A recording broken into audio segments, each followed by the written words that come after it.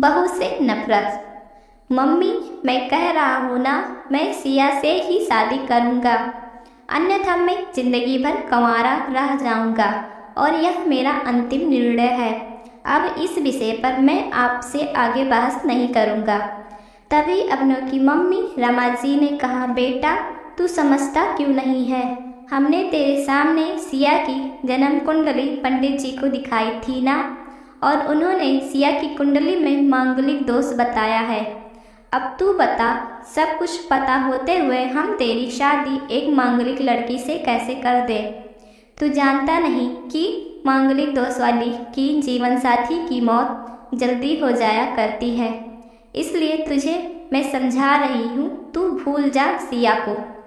रमा जी ने अभिनव को बहुत समझाया, पर अभिनव का कहना था कि जब मैं सिया से प्यार किया था तब मैंने उसके साथ प्यार करते हुए जन्म कुंडली का मिलान नहीं किया था, ना ही मैं इन मिलानों को मानता हूँ।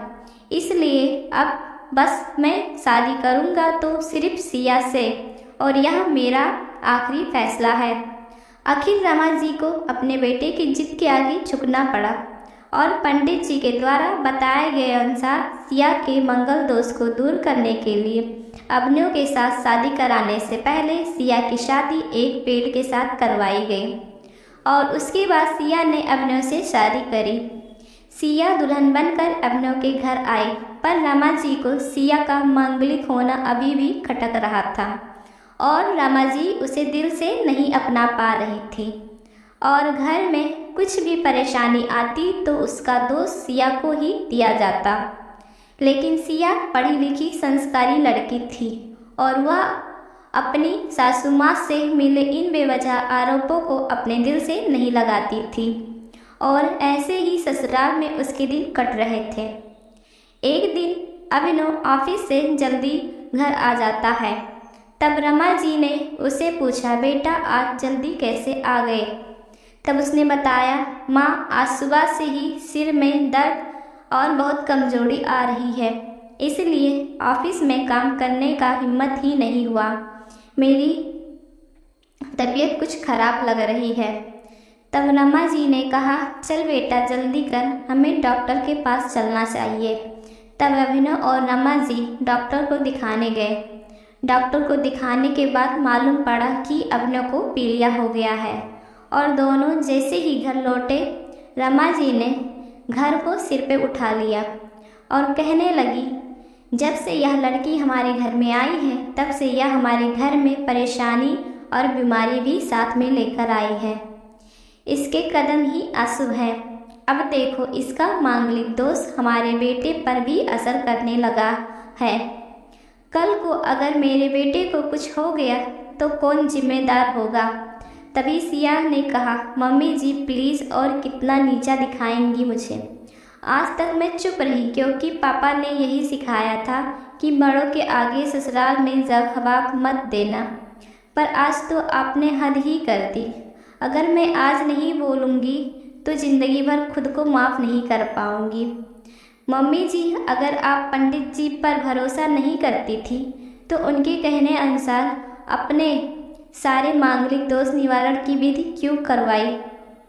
क्योंकि पहले आपने मेरे पेट से शादी करवाई। दोष मेरा मांगलिक होना नहीं है, बल्कि दोष तो आप मेरा आपकी बहू होना है। क्योंकि घर में जाने अनजाने में कुछ भी परेशानी आती है उसका आप मुझ पे जोड़ देती है। जब कोई सास अपनी बहू से सिर्फ नफरत कर रही होती है तब यह बहू दोस्त बेटे बहू को नहीं पूरे परिवार को परेशानी में डाल देता है, और इस बहू दोस्त से मुक्त भी सिर्फ सास ही दिलवा सकती है। बहू को अपनी बहू मानने, उसे दिल से अपनाएं, उसे भी सम्मान दें और यह महसूस करवाएं कि वह भी इस परिवार का सदस्य है। नहीं तो बहू दोस्त मांगलिक दोस्त से भी ज़्यादा पीड़ादायक होता है।